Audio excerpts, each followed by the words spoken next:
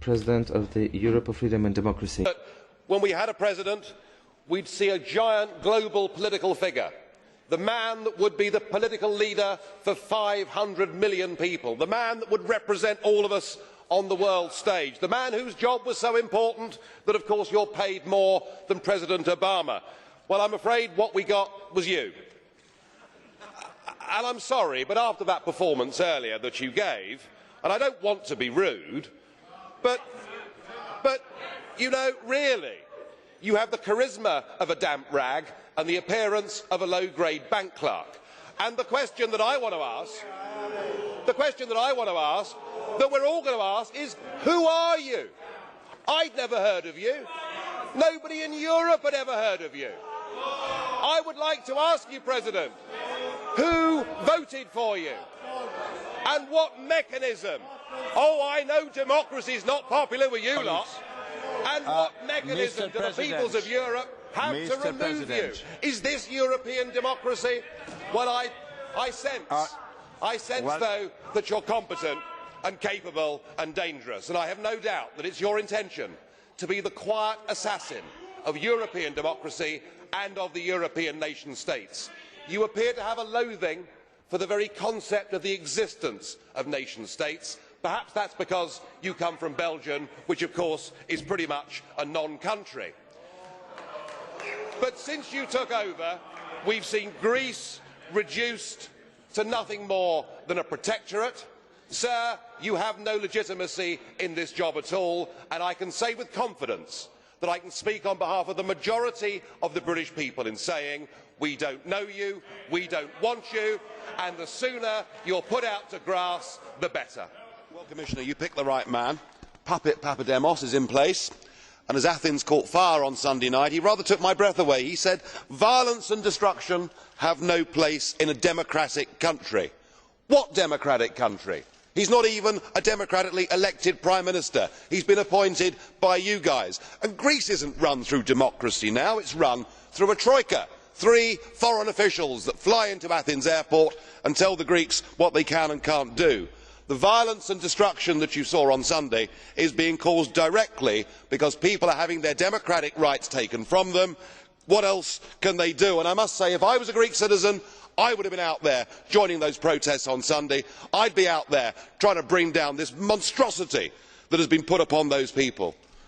And in his efforts, in the puppet's efforts to get the MPs to vote for the bailout package, he warned them that if they didn't do so, there would be a dramatic decline in living standards. Well, as he looked outside the front door, has he seen the fact that 50% of the young people are unemployed already? Has he seen the fact that the economy, far from stalling, has contracted for 5 years in a row and is now accelerating on a downward death spiral, a contraction of 7% per annum? Greece is being driven into the ground, and I think, frankly, when it comes to chaos, you ain't seen nothing yet. These policies are driving Greece towards a revolution. They need to be set free. If they don't get the drachma back, you will be responsible for something truly, truly horrible. Well, congratulations, everybody. David Cameron had you worried for a bit. You thought he was even a Eurosceptic, but it's okay. You've had a quiet word with him, and the real David Cameron was back. Whatever happened to the veto? No more vetoes anymore. Indeed, Mr Cameron is now actively supporting this quite despicable pact, this plan to destroy and humiliate nation states that do not live up to a Germanic view of how economies ought to be run. Now, I must say, I thought the weekend's proposals from the German finance ministry that came out, suggesting that a European Commissioner and his staff occupy a big building in Athens and take over the running of the country, a Gauleiter, some may say, I thought it must be a joke. I thought it can't, I mean, possibly even this EU could not sink to those depths. But of course it was just a negotiating position. And what we've now got for Greece is diplomacy at gunpoint. It's the kind of strategy that Palmerston used against Athens back in the 19th century. Nobody can deny today that Greece is any more than a colony. And this is all a terrible, huge mistake. Greece is not a failing subsidiary company where head office needs to come in and take control. Greece is a nation with a soul, a nation with pride, with history. Goodness me, they invented democracy in the first place. They are suffering. They have youth unemployment of 50%, caused, Mr Van Rompuy, because they're in the euro. You are causing the misery in these countries, and you blather on about creating jobs and growth. None of this is actually going to happen. And remember, these people are being driven into humiliation and desperation, and desperate people do desperate things, and I am deeply fearful for what will happen in Greece if we continue with this mad course, and of course, as Mr Barroso knows, it's going to be Portugal next. Well, good morning, Mr Schulz. President Schulz, I know it's my job to congratulate you, but given that we knew this result 2.5 years ago as a result of a stitch-up, there really doesn't seem to be much point. I mean, after all, nobody in Europe would ever, modern-day Europe, would ever have a big, powerful job that was decided by a full, open process. I'm sure Mr Barroso would agree. I was musing this morning. I was thinking, what kind of President Schulz are we going to get? Are we going to get a dignified, calm, a figure that behaves like the Speaker of all great parliaments around the world, somebody who puts himself above politics and the nitty-gritty of the day-to-day arguments and is an ambassador, indeed a statesman? Or are we going to get the Martin Schulz we've got to know since 2004 as leader of the Socialist Group? You know the one I mean, snarling, angry, unable to control his temper, intolerant of anybody with an alternative point of view. Somebody who is contemptuous when in free referendums people have the temerity to vote no. Somebody who is anti-British to his fingertips and doesn't like free markets. I was wondering which one would we get. Well, your opening speech has settled that question for me, and it's pretty clear. We're going to have 2.5 years of political fanaticism from the chair. And I have to say, only a third world country, only a banana republic would want to have an overtly political president of a parliament. But it's what we've got. I may represent the smallest group in this parliament, Mr Schulz, but I can tell you that it's a group whose ideas and whose views are now being echoed by a growing number of citizens right across this continent. I'm sure you'd agree. The opinion polls show it's kind of 50-50 whether people think this EU is a good thing or a bad thing. What we represent, sir, is not anti-Europeanism. That is not what it's about. We believe in nation-state democracy. We want a Europe of trade. We want a Europe of cooperation. We want a Europe that is responsible. We don't want a Europe that seeks to be a global superpower. We don't want a Europe run by Mr Barroso and the Commission and the so-called community method.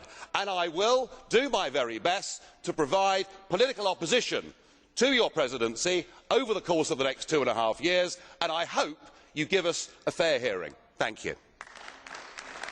Chairman, thank you. I've often asked myself the question, why would a successful country that's enjoyed 1,000 years of independence give up its right of self-government to the unelected non-entities that we see sitting before us this morning? And the answer that comes back from the Foreign Office and the great of the good is that we must have influence in Europe. We must have a seat at the top table and we can change things. And we've done our best to prove what good Europeans we are. We go on paying you £50 million a day. We've helped the Euro bailout fund, even though we didn't join the currency, thank goodness.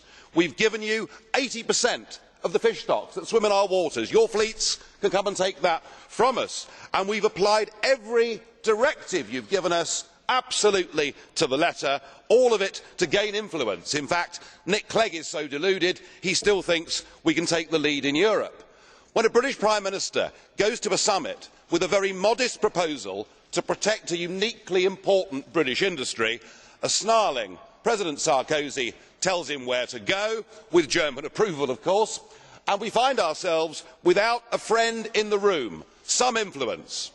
Well, you've decided to head off on the Titanic towards economic and democratic disaster, and we're now in a lifeboat outside the Titanic, but we're threatened by a bow wave that is going to come and engulf us if we are not careful, and it is retribution, and we have heard the language of retribution this morning.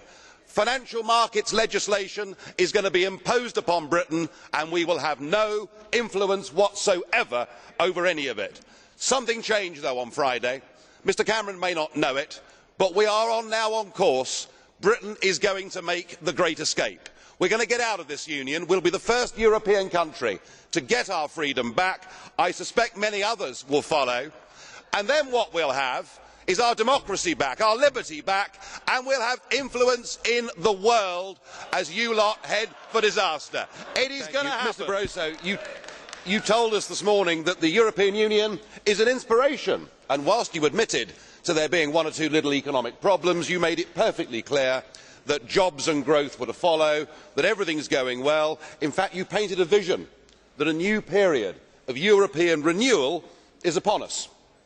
Now, as a former communist yourself, you probably remember the old Soviet leaders getting up to give their speeches and telling everybody that there was a record harvest or that tractor production figures were terribly good. And they, of course, believed that history was on their side. In fact, President Khrushchev got up and said to the West, "We will bury you." You know, so much did he believe in his own union. Well, now, of course, we look back at that and we laugh. And I think in our tomorrows, people will look back at you and they will say, how on earth did this unelected man get all of this power?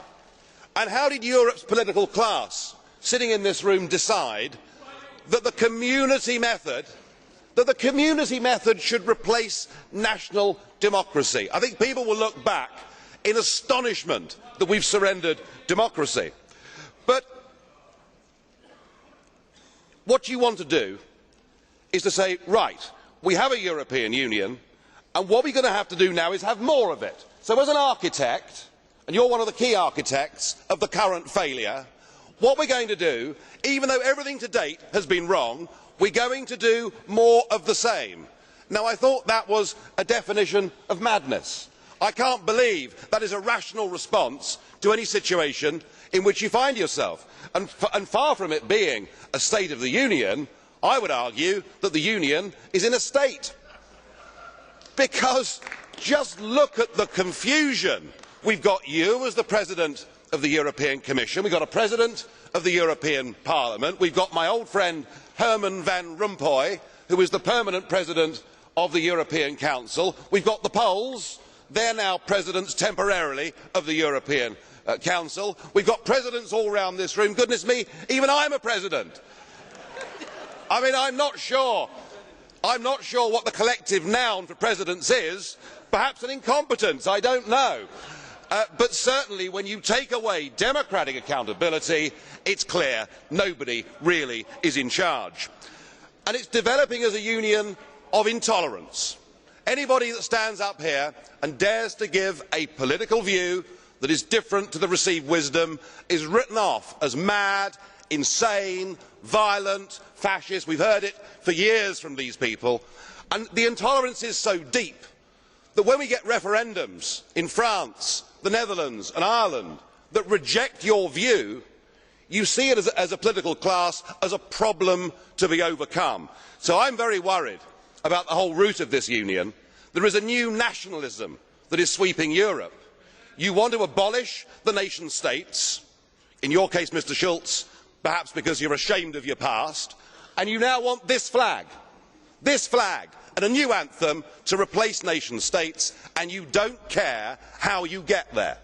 If you have to crush national democracy, if you have to oppose popular referendums, you just sweep this aside and say that it is populism. Well, it is not, it is democracy. And what is sweeping Northern Europe now, starting off in April with that amazing result in the Finnish general election, is there is a new democratic revolution sweeping Northern Europe. It is not anti-European. It wants a Europe of trade. It wants a Europe of cooperation. It wants a Europe where we can do student exchanges, where we can work in each other's capital cities. It wants those things, but it does not want this European Union model. Frankly, you are all now yesterday.